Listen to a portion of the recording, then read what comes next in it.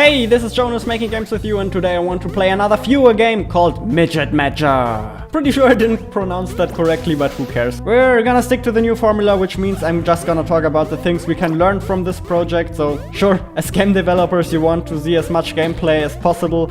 Unfortunately that's a little boring for everybody to watch, so let's just focus on some super quick tips we can get out of this.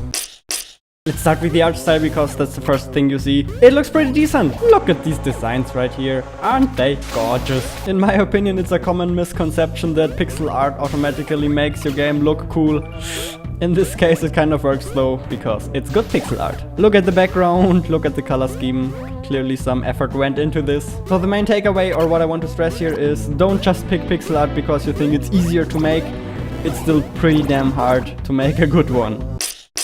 The first couple of levels play really nicely, they're really fun, they have exactly the correct difficulty. They're not too easy, not too hard, they get the difficulty just right, they introduce enough stuff to keep you interested. You see a lot of different content right away, for example this book that lets you shoot fireballs, elevators, different kinds of enemies, and you see all of that within pretty much your first minute of play. So I guess that's one point you can take away for your own games. Don't hold back in the first minutes of playtime because they're literally the most important ones. If you can engage your players in the first 1 or 2 minutes, they'll definitely keep playing for way longer and they'll have a lot more fun. And this definitely happened for me in this game. It engaged me, it got me interested, it showed me that there's a lot of content to discover, and that kept me going.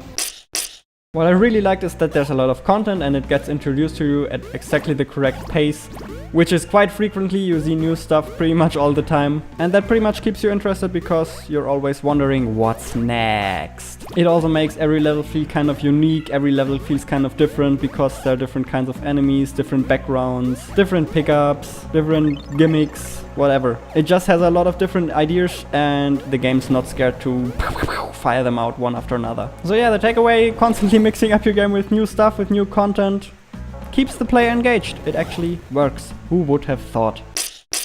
There seem to be quite a couple of secrets in this game, and what I like about that is that they kind of tease you in this game because you can see them. They're not just invisible rooms that only appear when you discover them. No, you can see that there's an area up there and it taunts you. You can't reach me. I'm a secret, but you don't know how to get here. And I think that's a really cool thing because if your secrets are completely invisible, then most people are just gonna walk past them. But if you do it like this, a lot of people will stop and start to wonder, how do I get up there? How can I solve this? Which is obviously a lot more engaging than just walking past it. Who would have thought? One thing that's definitely really positive about this game is just the level design in general. For example, gems and collectibles are used to guide you, to tell you where to jump, where to go. Enemies are often introduced in a somewhat safe spot with a couple of walls that protect you or something like that. Every level and every zone has a different feel to it. It all feels kind of different and unique and special. You never have the feeling that content gets reused in a boring way. It always feels fresh. And the reason for that is just simply good level design. And if you have a simple platformer like this, level design is what makes or breaks your game.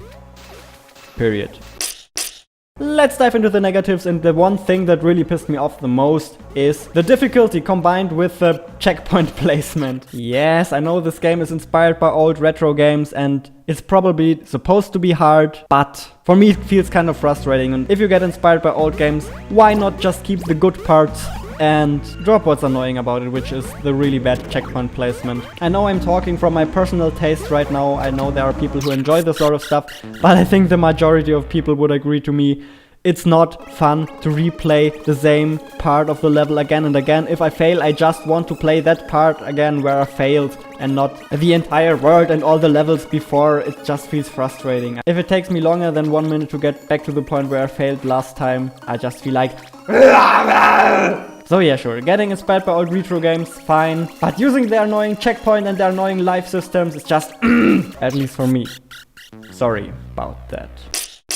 Then what kind of played into my frustration here as well are the unpredictable movement patterns of the enemies. Sometimes they do this, sometimes they do that, sometimes they jump here, sometimes they shoot there. They just do whatever they want. And just so you get me right here, I'm not complaining about the difficulty. That's what I did in the last point. I'm really just talking about the unpredictability, because unpredictability makes it feel kind of unfair. It doesn't feel like you can overcome a situation with your skill. It feels like the game screwed you over or the game treated you kind of unfairly.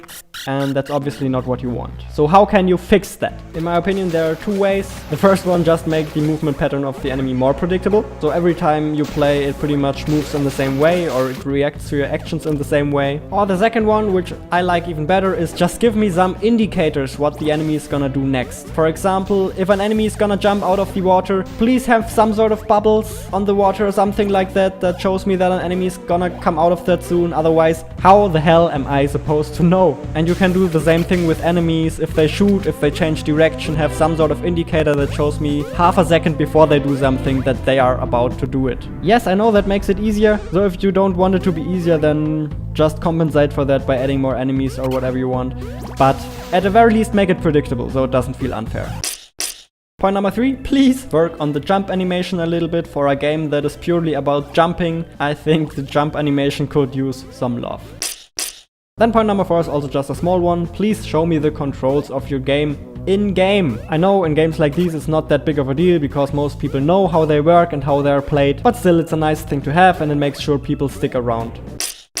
Then even though the level design in general is pretty good, I don't always agree with how new elements are introduced. For example, these waterfalls right here. Because what you want to do if you introduce a new element is you want to give the player a safe zone where he can experiment with the mechanics without actually being in danger.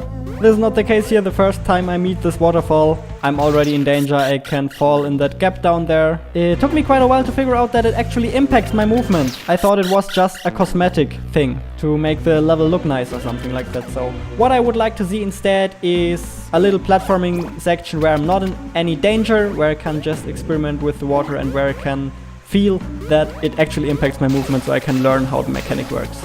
If you want to try the game yourself, if you want to play yourself, you can actually do so on Newgrounds. Just search for Midget Mager or Midget Mager, whatever. You can play it there and you can see if you get further than me. I got to this point, I couldn't get past the bees.